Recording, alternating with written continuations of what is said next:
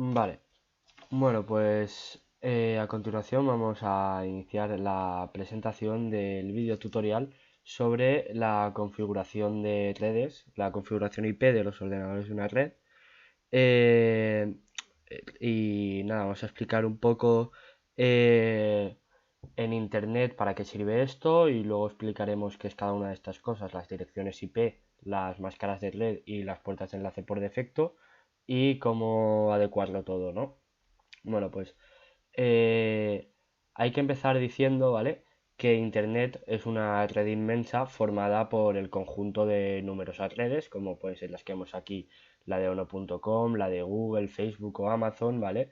Y que estas suelen ser redes de gran tamaño que a su vez albergan otras redes en su interior, ¿no? Entonces, por ejemplo, nos metemos en la red de ono.com, ¿vale? Que es otra gran red, y entonces encontramos pues multitud de redes, ¿no?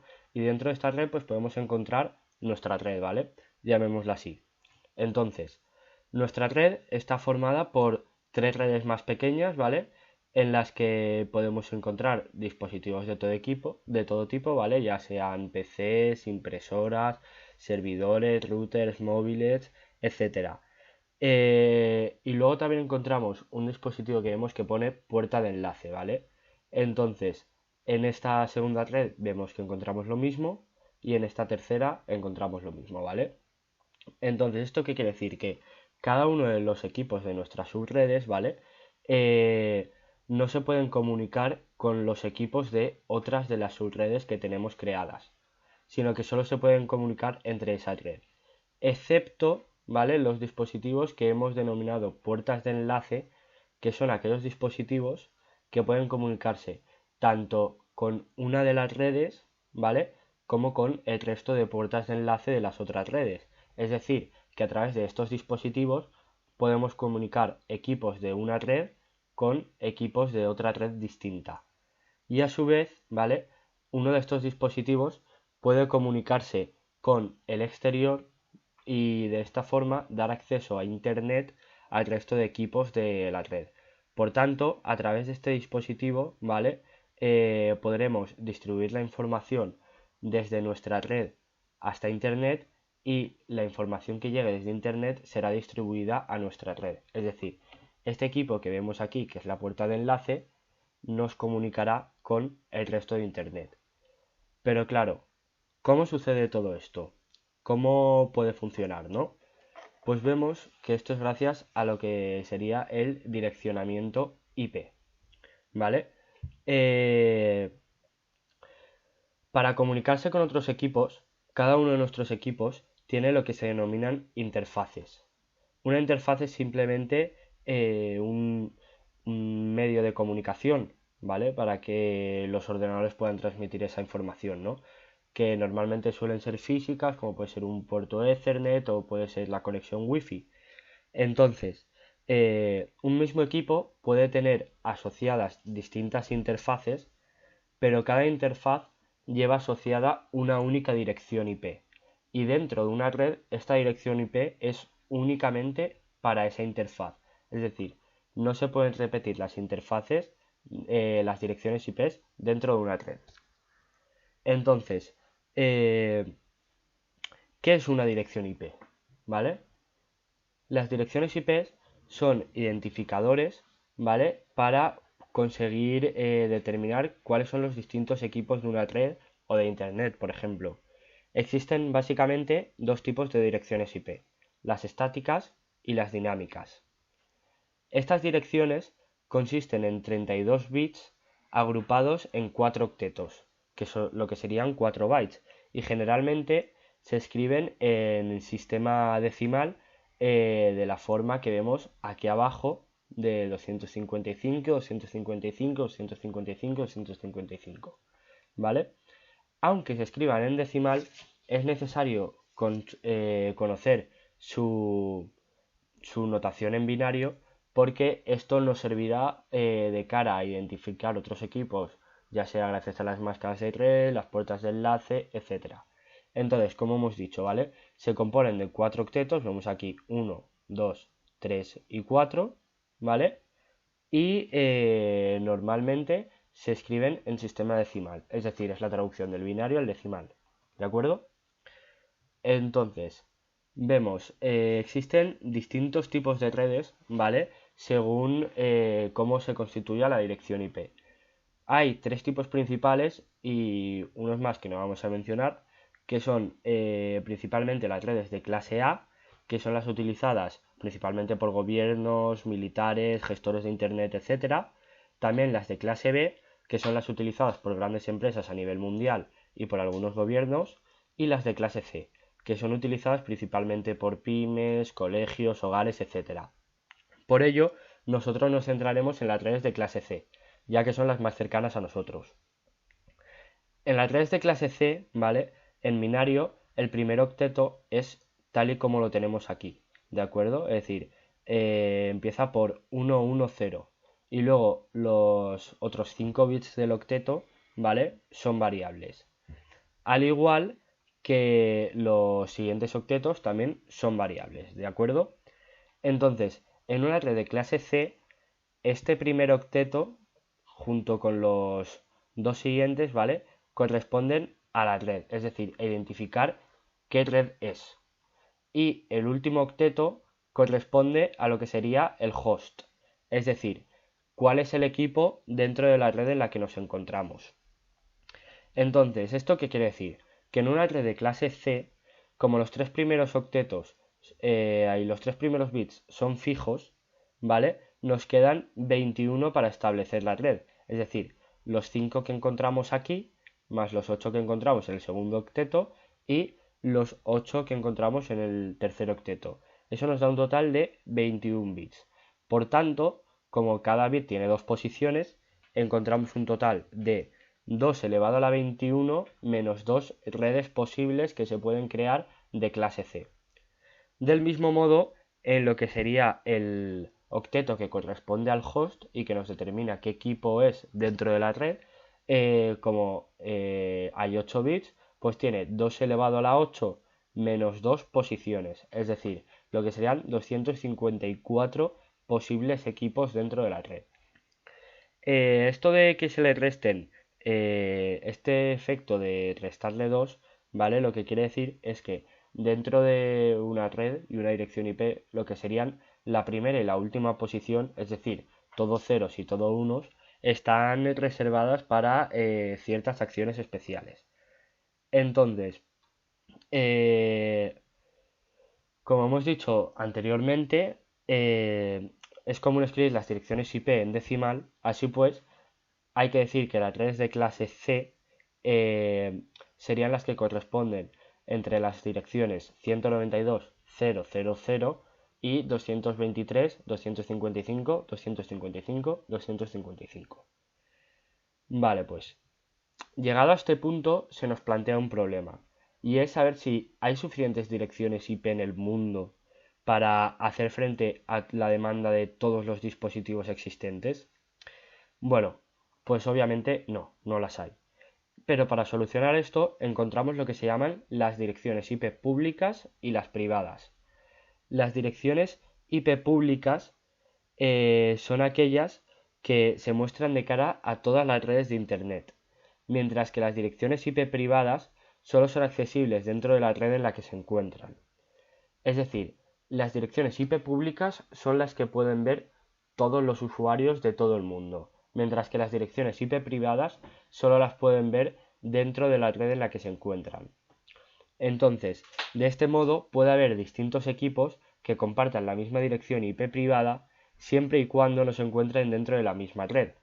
Para comunicarse con el exterior, estos dispositivos que tienen una IP privada utilizan una puerta de enlace como la que hemos mencionado antes con acceso a Internet, cuyo funcionamiento explicaremos más adelante. Cada clase de red tiene una serie de direcciones IP reservadas para direcciones IP privadas. Es decir, que en esos tipos de red, ¿vale? En ese rango que se da, no se pueden establecer direcciones IP públicas, sino que se reservan para establecer las privadas. Y en el caso de la clase C, son las comprendidas entre la 192.168.00 y 192.168.255.255.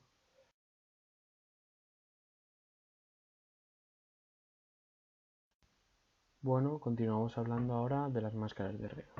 Las máscaras de red nos ayudan a dos cosas. En primer lugar, a identificar si un host es local o remoto a otro, es decir, si están en la misma o distinta red. Las máscaras son como direcciones de red en su formato. Normalmente son de la forma 255.0.0.0 para redes A, 255.255.0.0 para redes B y 255.255.255.0 para redes C. O sea, tienen el valor 255 en los octetos que marcan la red, dejando a 0 el que marca el host. Para ver si dos hosts están en la misma red, lo que se hace es operar la IP de cada host con la máscara usando el operador AND. Si da el mismo resultado, están en la misma red. Para ello, las operaciones se hacen en binario. Vamos a ver el ejemplo. Para ver si 192.168.1.10 está en la misma red que 192.168.1.40 y que 192.168.235, se hace. Lo primero que tenemos que tener en cuenta es que 0 y 0 es igual a 0, 0 y 1 es 0, 1 y 0 es 0 y 1 y 1 es igual a 1.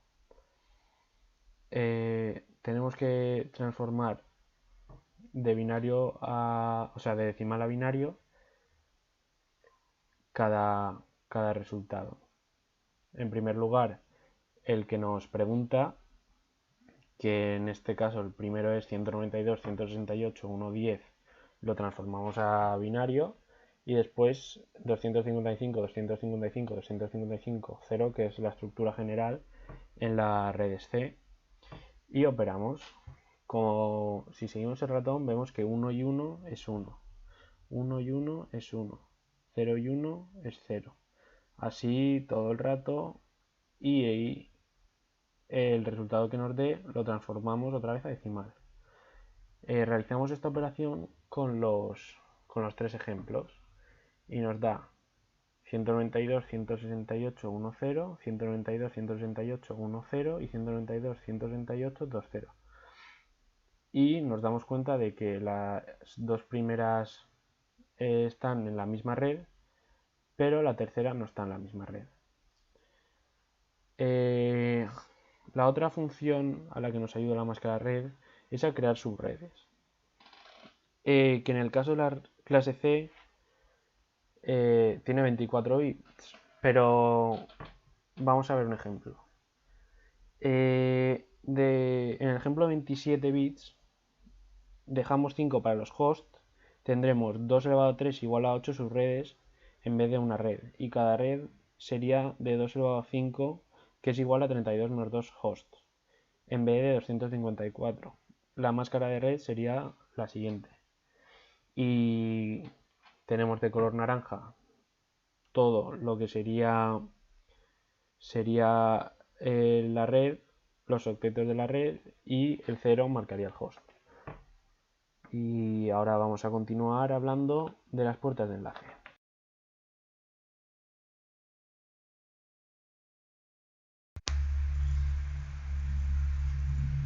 Ahora pasamos a las puertas de enlace, que son dispositivos que tienen varias interfaces.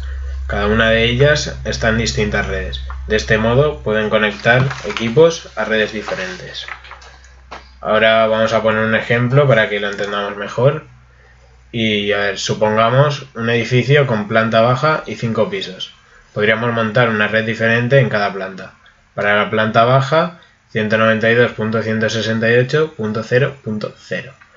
Y para cada planta 192.168.n.0, donde n es la planta.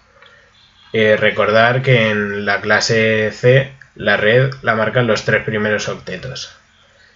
Vale, reservamos una red especial para los servidores, por ejemplo 192.168.100.0. Y hay un equipo en la sala de servidores que es el que permite la salida a internet con la IP 192.168.100.100. En cada planta podríamos un equipo que tendría las IPs 192.168.n.1 y 192.168.100.2. De este modo, por un lado conecta con los de su planta y por otro conecta con la sala de servidores. Esto es lo que hacen las puertas de enlace. Si el equipo 192.168.3.20 quiere salir a Internet, pasaría por 192.168.3.1, luego por 192.168.100.2 y de este a 192.168.100.100 y ya saldría a Internet con una de las direcciones públicas que tenga la empresa. Por ejemplo, en ONO es una como 81.202.225.232. En redes normales, la puerta de enlace suele coincidir con el router. Sobre todo en las redes domésticas, el router suele ir programado como servidor DHCP, que sirve automáticamente direcciones IP en un rango determinado a los equipos que se conectan.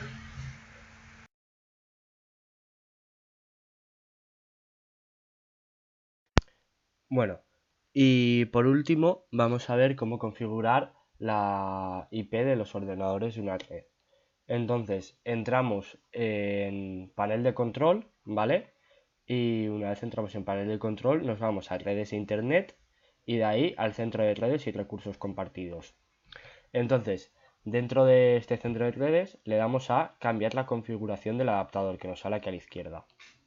Entonces aquí vemos las distintas interfaces que tiene nuestro ordenador, ¿vale? Nosotros estamos usando la Ethernet, así que nos metemos en ella. Con botón derecho vamos a estado, ¿vale? Y en el estado nos vamos a detalles y podemos ver aquí nuestra dirección IP, la máscara de red, la puerta de enlace, el servidor DNS, etcétera, ¿vale? Entonces, estos datos pueden ser importantes de cara a un futuro, ¿vale? Y sobre todo algunos como la puerta de enlace o la máscara de su red, etcétera, que nos va a permitir establecer las nuevas directrices, ¿vale? O los nuevos parámetros. Y entonces nos volvemos aquí a esta ventana y damos botón derecho, propiedades, ¿de acuerdo? Entonces, dentro de propiedades buscamos el protocolo de internet versión 4, ¿vale? Que es esta de aquí. Aquí la tenemos, ¿vale? Y clicamos en propiedades abajo a la derecha, ¿vale? Y nos aparece un cuadrito como este. Entonces, normalmente tendremos puesto obtener una dirección IP automáticamente, que esto lo hace el router de nuestra red, ¿vale? A través del protocolo de DHCP, ¿vale? Que es un protocolo que dentro de un rango de las 255 posibles direcciones IP dentro de nuestra red, ¿vale? Nos da una dirección aleatoria dentro de un rango.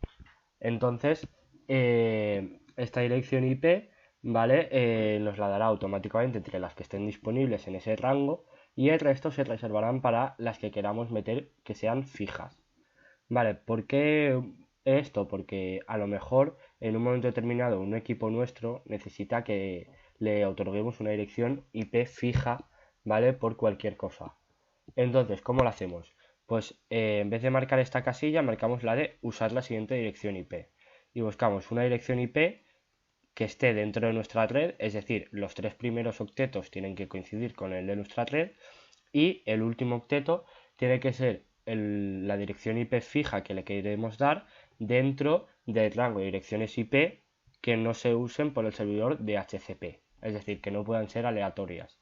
Luego metemos la máscara de red, que será la de 255, 255, 255, 0, ¿vale? Y la puerta de enlace predeterminada, que por ejemplo la hemos visto antes en los detalles de nuestra conexión. Y por último, los datos del servidor DNS, que los hemos visto antes ya en las propiedades de nuestra conexión y que si no, se lo podemos preguntar a nuestro proveedor de servicios de Internet. Entonces, aquí ya le daríamos a aceptar y configuraríamos la IP de esta interfaz como fija siempre que se conectara. ¿Por qué queremos esto? Porque las direcciones IP dinámicas, que son las que se dan a través del servidor de DHCP, cuando se apaga el equipo o el router y luego se vuelve a encender, pueden variar. Y a lo mejor necesitamos una que sea fija siempre que tengamos, ¿no? Entonces ya lo tendríamos y nada, le daríamos a aceptar y ya habríamos terminado. Y bueno, hasta aquí nuestra presentación sobre, sobre este tema de la configuración de IP, etcétera. Y nada, muchas gracias por escucharnos y hasta la próxima.